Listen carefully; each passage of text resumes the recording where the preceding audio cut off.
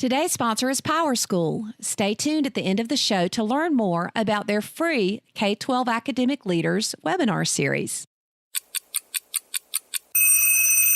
What's in your EdTech bag? Trends and tools from educators around the world. Episode 357. The 10-Minute Teacher Podcast with Vicki Davis. Every weekday, you'll learn powerful, practical ways to be a more remarkable teacher today.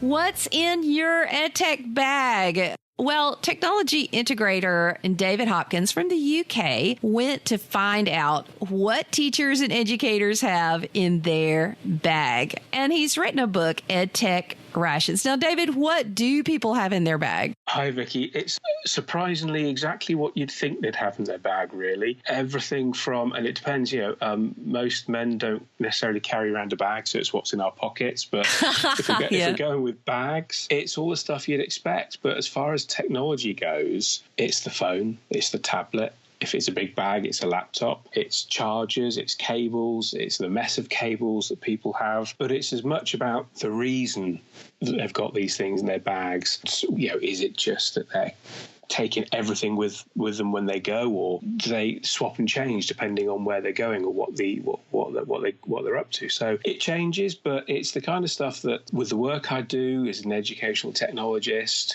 we always talk about the stuff we use at work, and some of this equipment is provided by the employer or we take in with us or whatever. But it's how people that I respect and I've made friendships with online, how they then choose those things for themselves. We know how they go through this process for work and what they use in the classroom or in the meetings or whatever, but what do people choose for themselves? Yeah. So, David, what was the most surprising thing that people are choosing to put in their pocket or their bag? The most surprising, I think, actually is the number of cables that everyone takes around with them.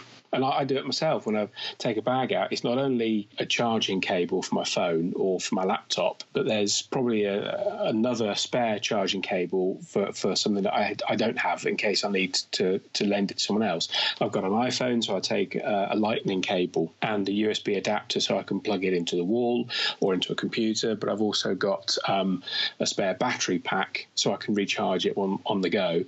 But I also carry a USB-C cable, not necessarily because I've got anything with it, but I know at some point in my day I'll come across someone who does need it.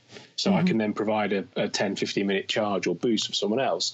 And I also find myself with another spare cable somewhere along the line. So I think it's also it's the number of cables, because we've got some amazing devices in our pockets. And for some reason, the battery life seems to be getting worse and worse and worse. Yeah, so I know that I cannot go out with my phone, even if it's fully charged in the morning. If I'm out and about using Wi-Fi or using cellular data for maps or downloading emails and checking direction stuff, I know that the battery won't get me to where I'm going and home again. So I've got to charge at some point. You know, one of my favorite new gadgets is, so here in the state of Georgia in the United States, there's a hands-free law. Basically, if they catch you touching your phone, you're going to get a ticket.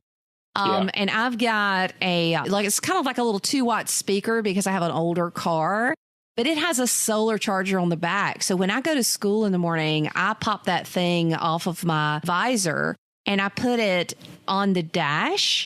Nice, and when I come back, it's charged. And, I look at that thing and I just think, how many things could we charge if we just used the solar power that is on the roof of our vehicles or on the dash of our vehicles? And, this power thing, you're right. We do carry a lot of cables. Yeah. There's within the UK. I think it is a UK company that have actually developed windows for your house or your building, and they are solar panels. Wow. So you don't even notice it. I think there's a slight green tint to the coloration in the glass or something. But yeah, why aren't we using what's around? And I get some of these I still get catalogs sent to me every now and again. And in there, there's these mobile chargers, which are solar packs you put on your backpack when you're out walking. Yeah. And you can be charging things when you go. And if you're in the middle of nowhere and there's no power source for you, then absolutely great. Use what you can, definitely.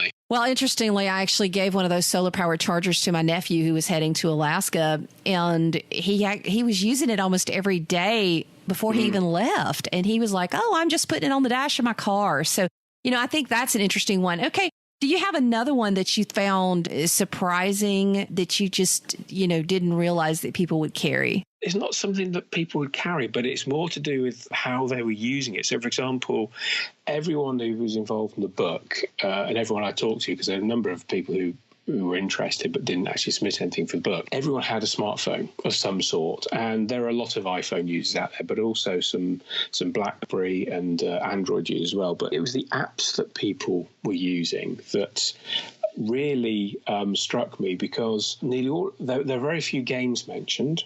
A couple of people mentioned things like Minecraft or Solitaire or something like that, but a lot of the productivity apps were the normal ones that you'd expect, the Google, the Dropboxes, the Slack, the Trello, all that kind of stuff. And it surprised me that in such a short space of time, that kind of app infrastructure, and especially for something like Slack or Trello, which is still quite new as far as I'm aware, has really gotten into the culture of the digital literate and how much we use it, not just in a work environment. And I think a lot of people who use those started using it because of work, but how it's migrated into how we manage our kind of family calendars, how we keep track of the home improvements that we're doing and all sorts of things like that. I mean, the premise behind the book really started because of a tweet that I saw from Bill Thompson at Bill T. And he said, I've got it here if you don't mind me reading it. He said, I've realised that I very rarely check my phone.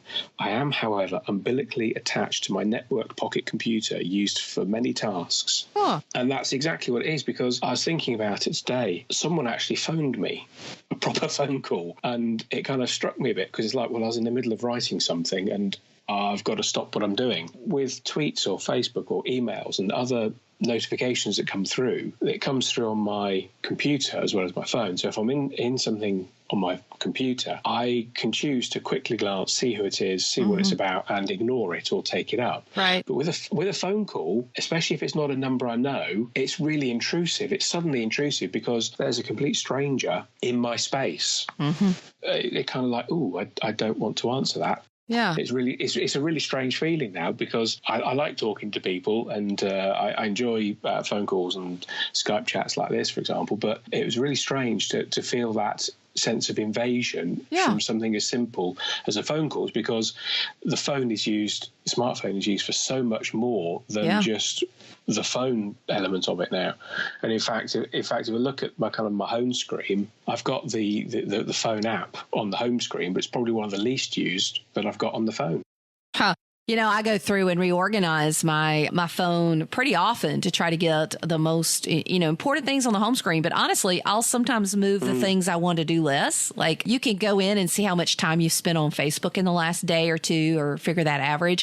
And I actually look at that average when I realized that, I looked at it one time and it was like I had been on Facebook 3.5 hours. Now, I'm not sure if I'd actually been on Facebook 3.5 hours or if that app had been open on my phone. I'm not quite sure how it tracked, because I couldn't imagine that I had done 3.5 hours of Facebook that day.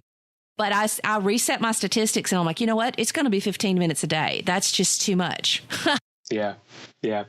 I'd say the same with me. And for something like Twitter, I know I spend too much time on it and what have you, but it is difficult to know because, of course, as you say, is it because that's how much time you have spent on it, or that's how much data or time the app has been used? In which case, if it's updating itself and doing things in the background, is that also part of it? So it's scary how much time we spend on these devices. It is. One of the things I got from the author, from the contributors to the book, is that I'd say probably all of them realised the impact that their connectivity has on their lives, both professionally and personally. If they weren't already actively doing something, not to monitor officially with numbers and stats, but certainly an awareness of monitoring. If they weren't already doing it, I'd say that probably everyone's getting close to realising that, yes, you know what, I need just to cut down a little bit, or take a little bit more time away from that blue light that shines forever in our face. Yeah, I mean, I actually do a digital, what I call a digital detox every so often, and say, you know what, I'm off for the week, or it's my July, so I actually as I'm recording this, taking a break from podcasting and from Twitter and from most social media, just because I have to take a break once a year and come back stronger than ever. So educators, what do you have in your pocket or in your bag? It's David Hopkins, which is at Hopkins David on Twitter, but he does like you to tweet him and share what are your Edtech rations. I challenge you to have that conversation, but then also to think about, I guess, to play on the words here, David, rationing your own Edtech and thinking, you know what, sometimes I don't need to be a human doing. I need to back off and be a human being. And I think that's a thought for all of us. Check out PowerSchool's Academic K-12 Leader Series, including the upcoming webinar on best practices for a balanced assessment system. You can also access the on-demand webinars, including Deeper Learning, Harnessing the Power of Collective Efficacy, Understanding the Change in Learners and the Secret to Personalization, and then also My Digital Dozen, Cool Cat Teacher's 12 Tips for Building Your Digital Classroom.